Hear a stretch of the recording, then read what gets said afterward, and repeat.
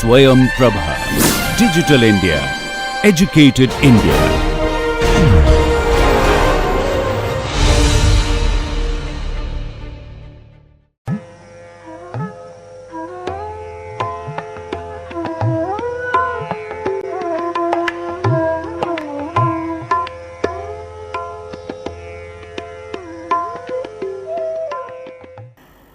Friends, let us continue our discussion on chemical kinetics, and last time we saw several restrictions that come on the rate of reaction because of thermodynamic consideration.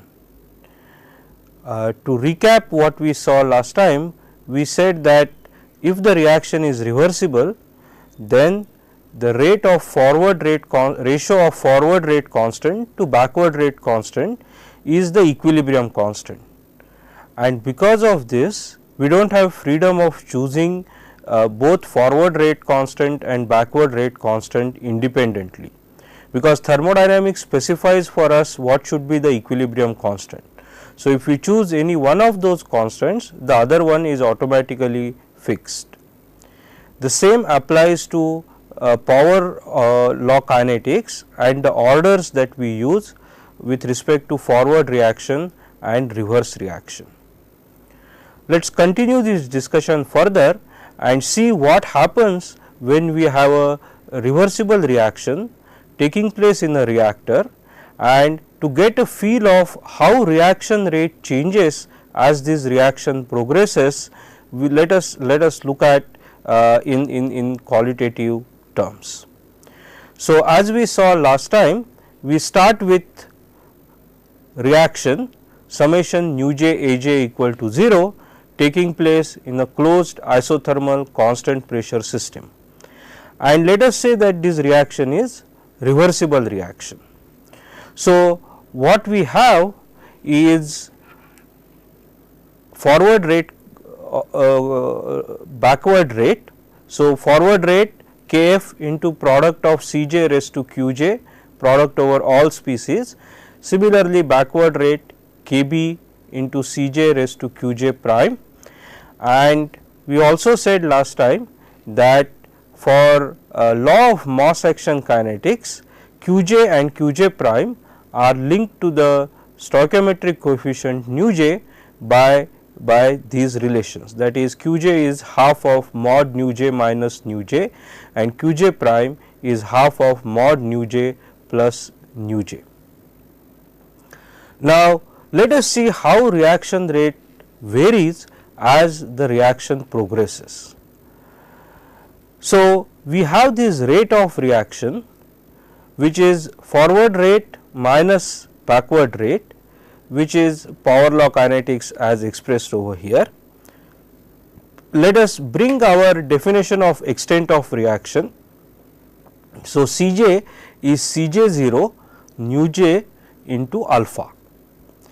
Now, we have seen in the last class that these rate constants depend on the temperature, that is these rate constants K f and K b are functions of temperature. We see that concentration is a function of extent of reaction. So, concentration is a function of extent of reaction. So, now we have rate of reaction, explicit function of extent of reaction and temperature, both forward reaction as well as reverse reaction. Now, what happens when the reaction takes place in a closed isothermal system or closed system? We have alpha, that is 0 at the start of the reaction, and it progressively increases. Now, in a non-isothermal system, temperature also can change. For an isothermal system, temperature is constant, but for non-isothermal system, temperature also can change. So, the question now we ask ourselves is what happens as reaction progresses. We are not worried about what reactor and so on, we will worry about it in the later half of this session. but just say that alpha changes and temperature also may change. So, depending on how alpha and temperature changes, the rate of reaction will change. Now, how alpha and temperature changes will depend on what reactor we are using, how we are operating and so on. At this moment, we are just considering for sake of illustration that alpha and temperature is varying. So, for different values of alpha, different values of temperature, how does the rate of reaction change? So, to see that, we see some rate contours here, but before we come to this, little bit of background. So, let us go back to our reaction, and we have our reaction summation nu j A j equal to 0, that is our reaction, and the exercise just now showed us that we can express R as R f of alpha and T minus R b of alpha and T. So, we have forward rate of reaction, backward reaction rate. Now, what we want to see is how this rate changes as alpha and T changes. Now, alpha and T are two variables. So, if we were to plot rate as a function of alpha and T, one would require a 3-dimensional representation, alpha on one axis, temperature on one axis and rate on another axis, let us say. That is little complicated. So, instead what we will do is we will try to see how the rate of reaction varies in a slightly different form.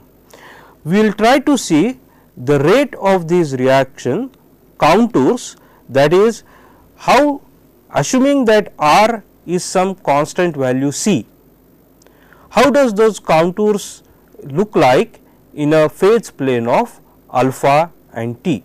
So, what we are going to see is a 2-dimensional representation.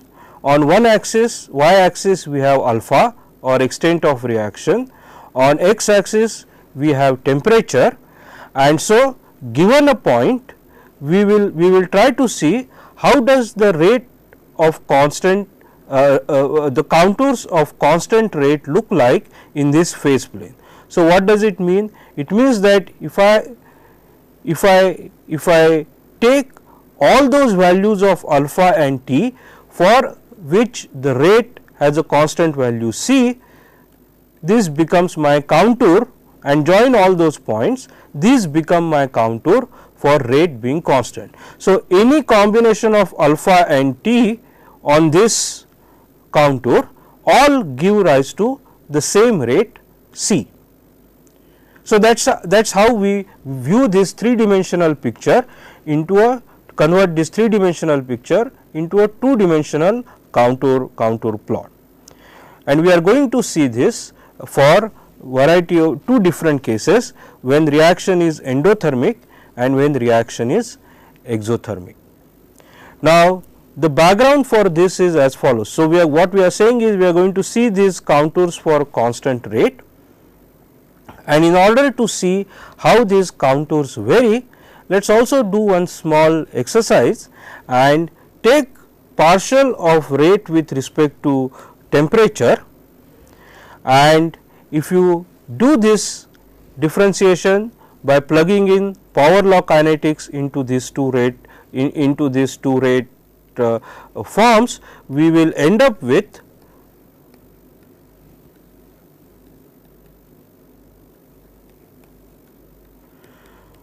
this particular form.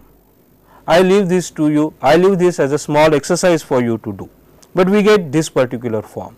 What is E and E prime? E is we have a kinetic rate constant Kf, and which is Af e raised to minus Ef, or let us put, or E by RT, or to make matters clear, let us put subscripts F and B over here. So, Ef and Eb are the activation energies for forward and reverse reactions respectively. Now, it turns out that going back to our thermodynamics, we can also show that EF minus EB must be the heat of reaction delta H or enthalpy change. Now, this is additional constraint posed by thermodynamics, that is, you have heat of reaction, you have activation energies for forward and reverse reaction or backward reaction rate reactions, and their difference must be delta H. So, now let us go and have a look at how these contours look like, first starting with when delta H is greater than 0, or in other words we are looking at endothermic reaction. Okay. We are looking at endothermic reaction. Now, first let us look at how these rate contours look like, and then we will come back to this to see why these rate contours look something like this. What we see here on the y axis is the extent of reaction, okay, alpha and temperature. We jumped the gun and went to exothermic reaction, but let us first complete with endothermic reaction and then go to exothermic reaction. So, first let us try to see what does these contours are showing us. So, what these different colored things that you are seeing is actually the contours for constant rate. Recall that we are looking at R equal to constant. Okay. And what are those values of constant is shown in this slide, color slide which is on the right hand side. So, brown for example denotes very high rates of reactions, and as I keep saying time and again, the numbers do not matter at this moment, but qualitative information is what we are interested in. So, the rate, that is this constant C, is decreasing as we are moving down this color slide from brown to dark blue. So, now let us try to see what these contours are. The first contour that we can construct is the simplest one, which says that R is 0. What is R is 0? R is 0 when the reaction has reached equilibrium, and that contour is shown in this violet color line, that is the topmost line over here, and which is a contour for R equal to 0, that is our equilibrium line. Now, what does it say for endothermic reaction? We have already seen this in our earlier class, that as temperature increases, the equilibrium extent of reaction increases, and this is that particular plot. Now, for any other value of C, we see that as extent of reaction increases, or at a constant extent of reaction, as we increase the temperature, the reaction rate is increasing. That is, if you let us say we just draw a horizontal line at alpha equal to 0.2, then as our temperature is increasing, this is a point where reaction rate is 0. So, that is the equilibrium condition, but as our temperature is increasing along this line, we see that we are traveling from the color region which is the dark blue to brown through various different transitions. That means the reaction rate is increasing. Now, why is this reaction rate increasing? That is, recall that what we are seeing here is at a constant value of alpha, as we are increasing the temperature, the reaction rate goes on increasing. Now, to see why this is happening, let us go back to our previous exercise that we did, and we said that for for endothermic reaction, EF minus EB, which must be the heat of reaction, is positive. That means, EF is greater than EB. So, now let us consider a scenario where we started the reaction with alpha equal to 0 or with a low value of alpha. Now, initially you expect that RF, forward reaction rate, will be higher than reverse reaction rate, and EF is also higher than EB, okay, because reaction is endothermic. What it means is del R del T, this is understood that this is at a constant value of alpha, is always positive, because del R del T is a difference of two terms. The first term is always higher than the second term. Why? Because EF is higher than EB prime and RF is higher than RB, and as a result we have this particular result, that del R del T is higher, always greater than 0. In other words, for a given value of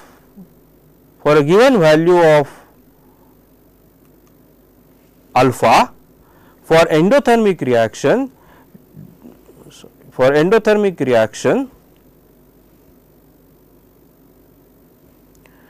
del R del T is greater than 0. And what does that mean in terms of these contours? For a given value of alpha, as we are increasing temperature, as delta T is positive, del R is also positive. That means, the reaction rate will continuously increase, and this is what happens when you have endothermic reactions. That is, recall, all along we are saying that alpha and T, for sake of this illustration, we are changing them independent of each other. However, that is not always the case, because in a reactor there will be a certain relationship between how extent of reaction changes as temperature, or its variation is linked to the variation of temperature. So, we have to worry about that link, but we will come to that in a minute. Let us go to the exothermic reaction, and for exothermic reaction we see a different scenario. What different scenario are we referring to? If you look at these contours, for example, this contour is always monotonic. Okay, all these contours are monotonic. Now, let us go to the exothermic reaction.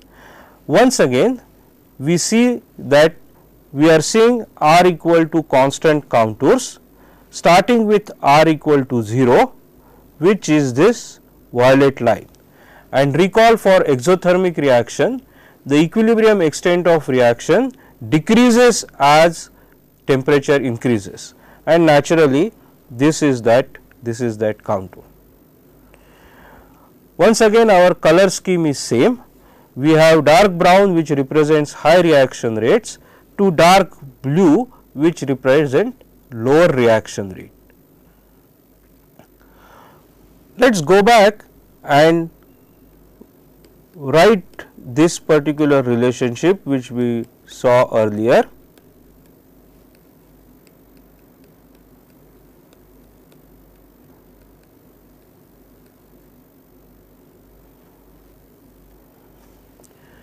Okay.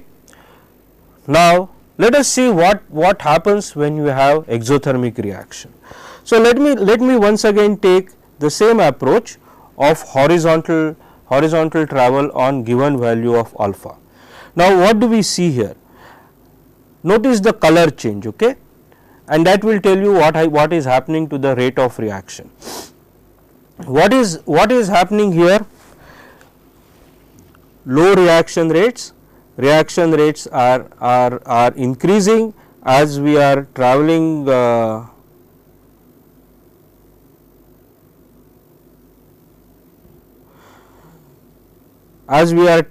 along this the color is changing from dark blue to light blue, that means the reaction rates are increasing, increasing.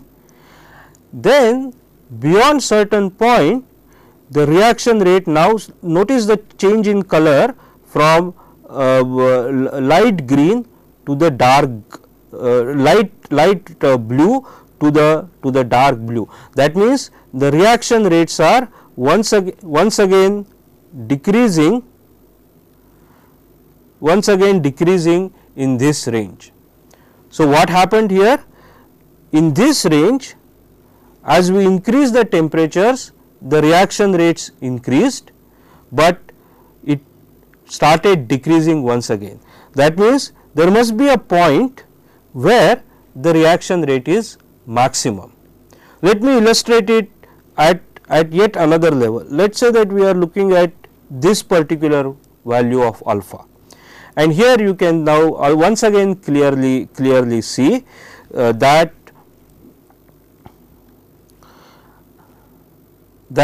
as the temperature is increasing, the reaction rates are increasing, but then after some point the reaction rates are decreasing and eventually the reaction rates are going to 0. Now, why is this happening for exothermic reaction? Mathematically, we can see this in this particular relationship. Now, according to our discussion earlier, EF minus EB is delta H, the heat of reaction, and this is negative, that means EF is less than EB. So, in this particular relationship, EF is less than EB, but initially RF is higher than RB, and so the del R del T is positive as a result of this combination. So, in this particular region, del R del T is positive, but what will happen? Remember, our reaction is a reversible reaction of this kind. So, initially the rate of A1 going to A2 is high, but as time progresses, as more of that is as reaction progresses, A1 is going to go down, and therefore, the rate of forward reaction will go down and the rate of backward reaction will come up. So, now EF is less than EB irrespective of where we are, but RF, which was initially higher than RB, is now decreasing as the reaction is progressing. As a result, there is a region where RF EF will be much less than RB EB, or in other words, del R del T will be negative. Now, the transition from del R del T positive to del R del T negative cannot happen abruptly. So, there is a point such as this point, this particular point, where del R del T is 0, and what we see, this white line over here is a tracing of all such points by repeating the same exercise. That is, you take this particular temperature, rate increases, reaches maximum, starts decreasing. So, del R del T equal to 0. So, this is why now if we look at these contours, what we see, these contours are no longer monotonic as they were before. That is, R equal to C is obtained by a non-monotonic, the contour is non-monotonic now, it increases then decreases. Similarly, at all different contours. So, what we have here is very interesting behavior, that the rate increases initially, reaches a maximum value, but then it starts decreasing. Now, qualitatively why is this happening? Once again mathematically we saw why it is happening. Qualitatively it is for the following reason. See, if you look at this reaction A1 going to A2, a reversible reaction, initially there is lot of A1. So, the forward reaction is happening at a faster rate compared to backward reaction rate, and as we increase the temperature, the rate constants are increasing. So, for a while the forward rate reaction increases significantly in comparison to reverse, and we have increase in rate of reaction. However, there comes a point, remember this is a exothermic reaction which determines that as temperature is increased, the rate of the equilibrium extent of reaction decreases. As a result, after certain increase in temperature, the thermodynamic constraints come into picture, because now the equilibrium extent of reaction is limited when temperatures are high, and therefore, the rate starts decreasing and eventually reaching a 0 value, that is this equilibrium line.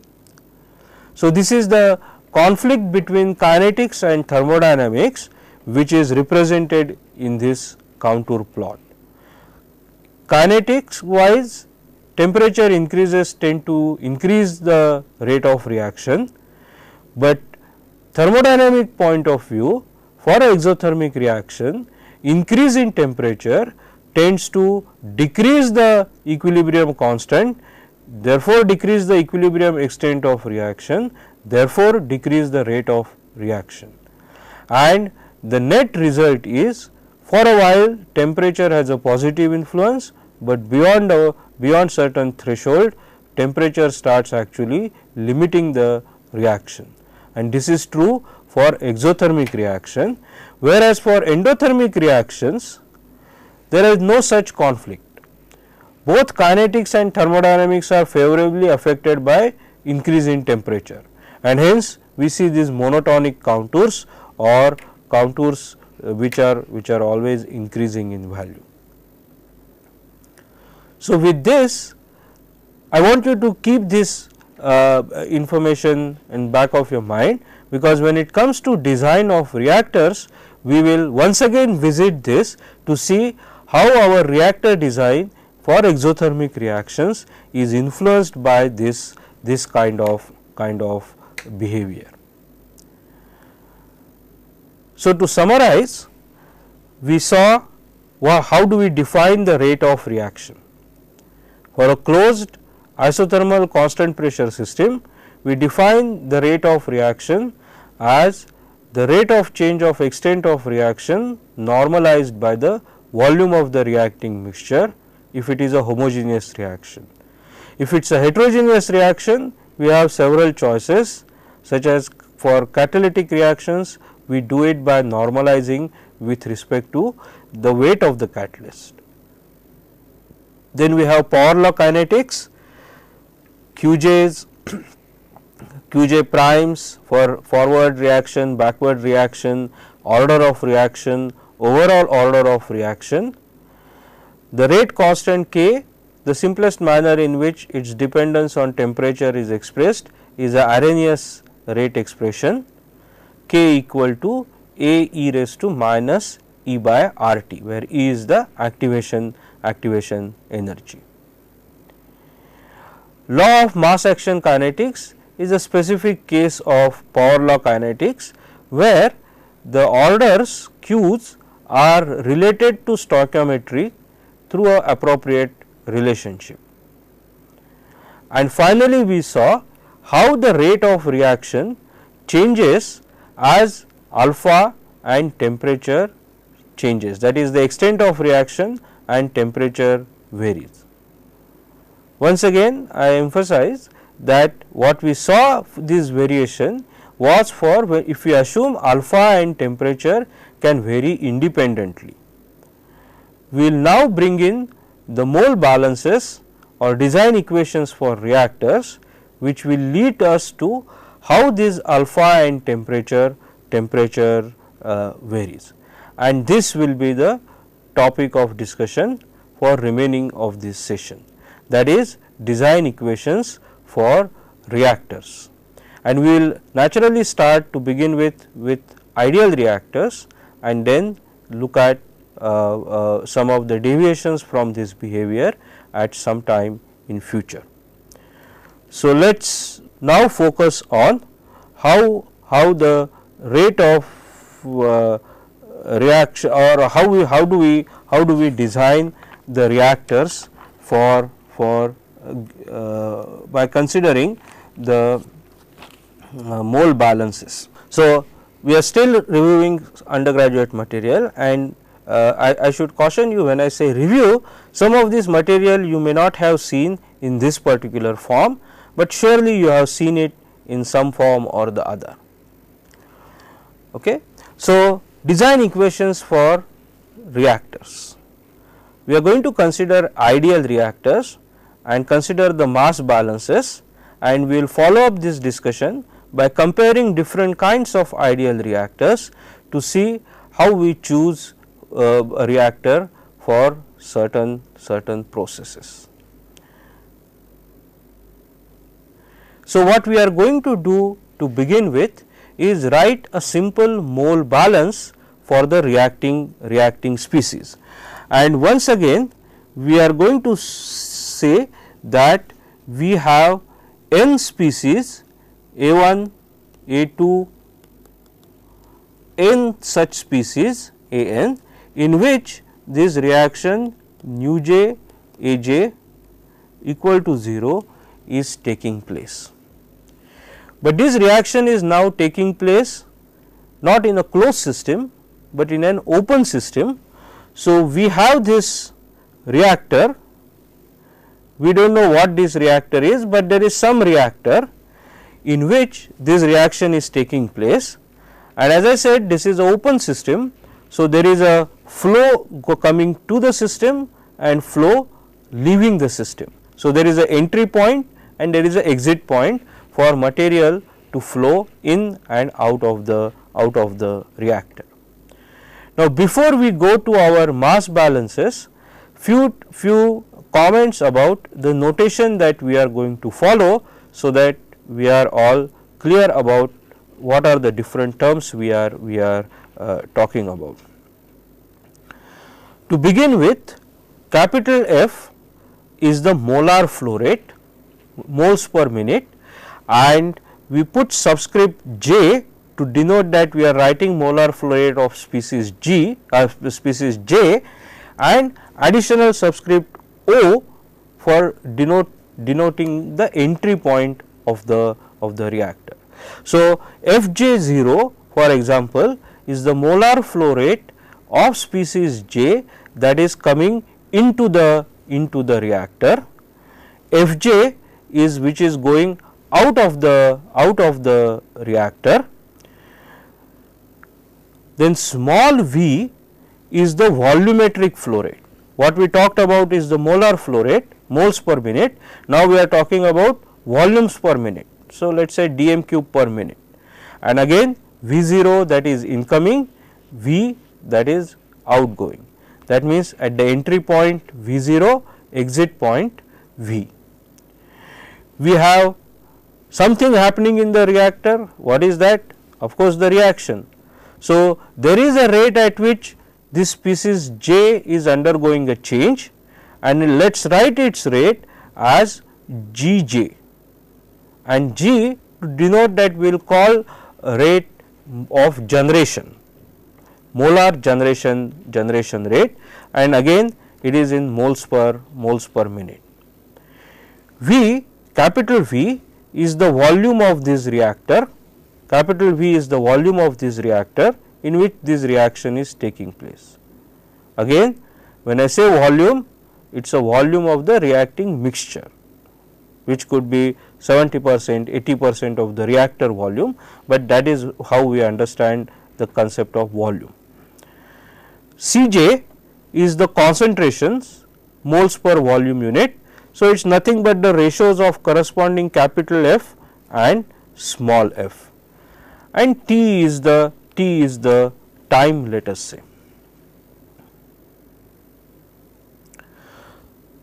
Let us do a general mole balance and see how we get this particular mole balance. So, let us do this balance for a small volume, so that we follow the steps that are involved.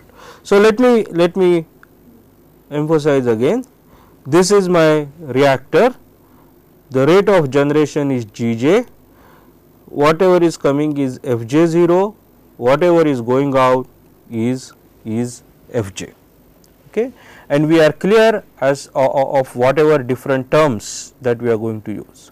One more term that we are going to use is Nj, which is the moles. So, this is in moles, mass. Okay. So, now we do a simple regular mass balance, mass in minus mass out plus generated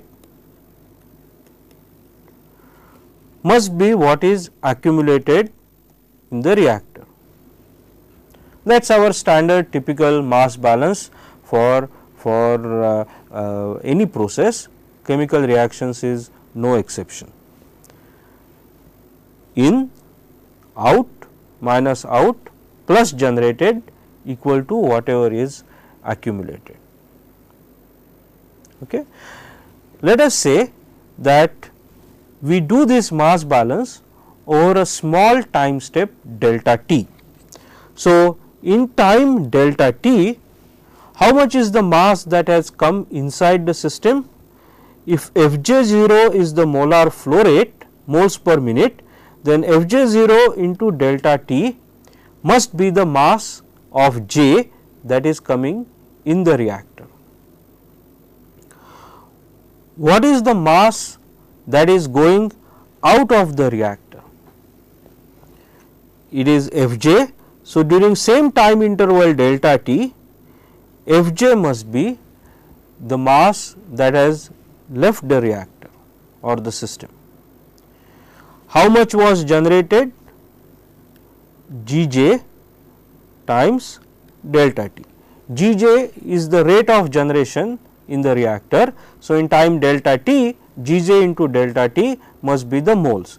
Note that all these individual units are in moles, okay, moles of species J.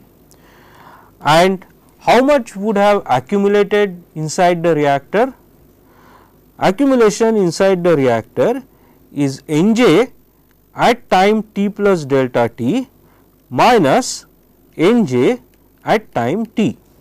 That is all we are saying is this were the moles at time t plus delta t, and if this were the moles at time t, then in time interval delta t, this difference is how much has accumulated in the reactor. Now, if we divide the whole both sides by delta t and take limits as delta t goes to 0, we get our mass balance equation Fj minus Fj0 minus Fj plus Gj is d dt of Nj. Since we are dividing this mass balance by delta t, what we have is the now expression in terms of rates. Each of these term has a dimension of rate now. The left hand side, or let us start with right hand side. Right hand side is the rate of accumulation of species J dNj dt, which is the result of what is coming in Fj0 minus Fj what is going out, and Gj the generation rate into that must be the accumulation, the net rate of accumulation. Now, we know what is inlet, outlet and so on. Let us spend some few minutes on what is this generation rate. Okay. Now, generation rate, we said that it is in moles per minute. If we for example assume that the working conditions are such that there is no variation inside the reactor, variation of temperature or concentration or any quantity that influences the rate of reaction. That is, temperature is uniform all throughout, concentrations are uniform all throughout, and you would have by now guessed we are now talking of perfectly mixed reactor, a reactor in which there is very good stirring, so that there is no variation within the reactor. To put it formally, there is no spatial variation of concentrations, temperature or any other quantity that influences the rate of reaction. If that is the case, then our earlier definition of rate of reaction R j, what were its units? Its units were moles per dm cube per minute, let us say, the rate of generation of species J. Recall that R j is nu j into R, where R is the rate of reaction. I keep repeating this thing because I believe certain degree of repetition does not harm anybody. So, we have R j as the rate at which the species J is undergoing reaction, and it is same throughout the entire volume. If that is the case, then R j multiplied by the volume of the reactor must be the rate of generation, the total rate of generation of species J, that is G j. So, if there are no spatial variations, then we have this particular G j, which is R j into V. Okay. So, that is the balance. So, now let us go back to our mole balance and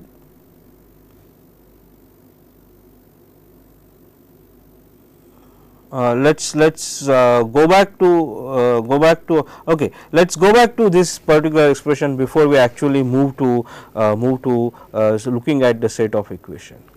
Now, this is what we said is the case when there is no spatial variation, but let us say that there is a spatial variation.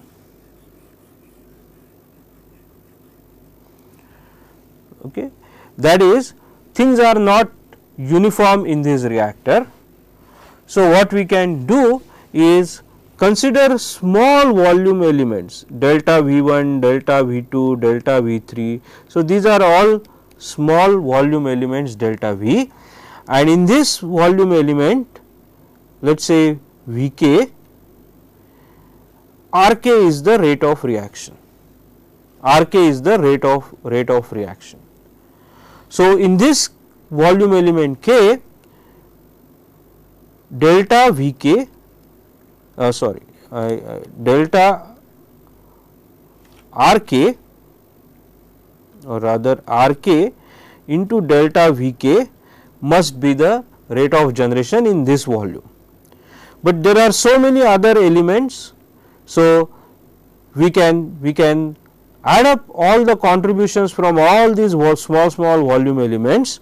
So, let us say that summation Rk delta Vk over the entire set of volume elements, small volume elements, this must be now my generation rate Gj. So, what we are saying is that we are now looking at this system consisting of small volumes delta V in which things are uniform. Okay. This is just for argument's sake, and contribution to the net rate of generation of species J is coming from each of these small volumes, and each of these small volume has a contribution Rk into delta Vk, where Rk is the rate in that particular element and delta Vk Rj, let me write this once again, Rj is the rate in that particular volume element times delta Vk. So, we can write this as Rjk, that is the rate of generation of species j in the element k and the volume of that element, and summed over all this k. Now, once again we can make these volume elements smaller and smaller and smaller, such that delta Vk tends to 0, then summation of series is converted into integral, and what we have is Gj is integral Rj dV,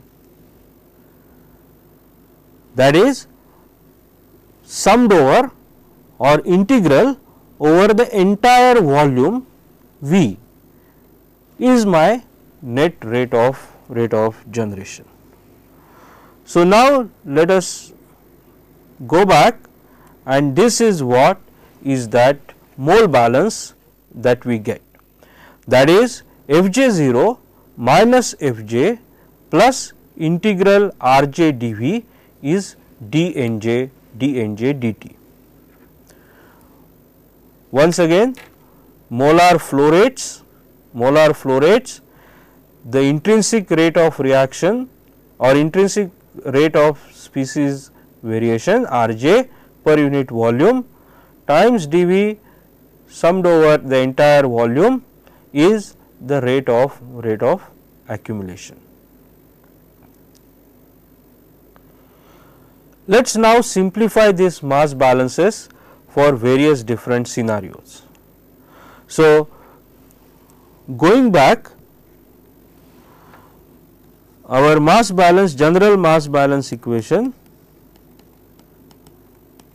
is this. Let us consider a batch reactor. In a batch reactor, we know that there is no inflow, there is no outflow. That means, both these terms disappear, and stirred tank reactor operated in a batch mode. So, conditions are uniform throughout the entire reactor, and we have dNj dt as Rj into V as our mole balance.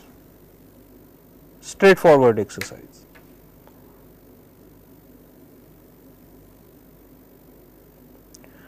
Let us see what happens for a continuous stirred tank reactor operating at steady state. That means, when steady state is reached. So, once again we have